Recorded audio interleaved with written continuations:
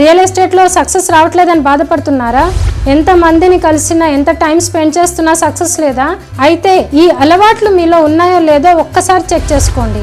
వీడియోని స్కిప్ చేయకుండా ఎండ్ వరకు చూస్తేనే టాప్ సీక్రెట్స్ తెలుస్తాయి. Hello realtors, this is Razia Begum. Welcome to my channel. Success secret number 1, real estate business లో ఎప్పటికప్పుడు అప్డేట్ అవుతూ ఉండాలి. ఇది ఒక అద్భుతమైన వ్యాపారం అని ముందు మీరు నమ్మాలి. Real estate business related articles, magazines, news paper లో వచ్చే కథనాలను ఎప్పటికప్పుడు తెలుసుకుంటూ ఉండాలి. వెబినార్స్ కి లేదా వర్క్ షాప్స్ కి అటెండ్ అవుతూ ఉండాలి. అప్పుడు మనకి కూడా ఒక అవగాహన అనేది పెరుగుతూ ఉంటుంది. సక్సెస్ సీక్రెట్ నెంబర్ 2, మీరు ఒకవేళ రియల్ ఎస్టేట్ బిజినెస్ లో సక్సెస్ కావాలంటే ఈ చిన్న ఫార్ములాని ఒకసారి ట్రై చేసి చూడండి. రోజుకి 1 గంట చొప్పున రియల్ ఎస్టేట్ కోసం కేటాయించండి.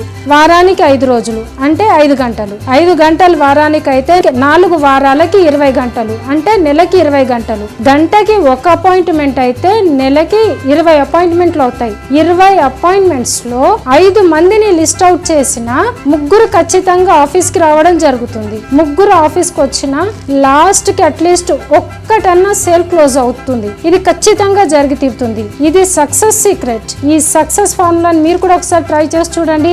Success secret number 3, telecalling. దీన్నే కోల్డ్ కాలింగ్ అని కూడా అంటారు. ఫ్రెండ్స్, రియల్ ఎస్టేట్ లో టెలికాలింగ్ అనేది ఒక స్కిల్. దీని గురించి పూర్తిగా నేను నెక్స్ట్ వీడియోలో మీకు ఎక్స్ప్లెయిన్ చేస్తాను. మీకు ఉన్న రోజులో అంటే 24 గంటల్లో కాల్స్ డే టైమ్ లో చేయడం ఉత్తమం. అర్లీ మార్నింగ్ అవర్స్ లో అస్సలు చేయకూడదు. ఎందుకంటే క్లయింట్ నో చెప్తే టెలికాలర్స్ కి కూడా ఆ రోజంతా చిరాగ్గానే ఉంటుంది. అందుకని mid day time is best time. ఈ లోపు మీ అర్జెన్సీ వర్క్స్ ఏమన్నా ఉంటే ఫినిష్ చేసేసుకోవాలి. ఇంట్రెస్టెడ్ పీపుల్స్ కి కాల్ చేస్తే రిజల్ట్ బాగుంటుంది. అంతేకాదు ఈ టైంలోనే కొంత టైం ని టీమ్ కోసం కూడా కేటాయించాలి. Realtors, real estate related training ఏమన్నా కావాలన్నా, మెంటర్ సపోర్ట్ కావాలన్నా కింద స్క్రోల్ అవుతున్న నెంబర్ కి కాల్ చేయండి. సక్సెస్ సీక్రెట్ నెంబర్ 4, వారంలో 1 రోజు మీరు లెర్నింగ్ అండ్ ట్రైనింగ్ కోసం ఉపయోగించాలి.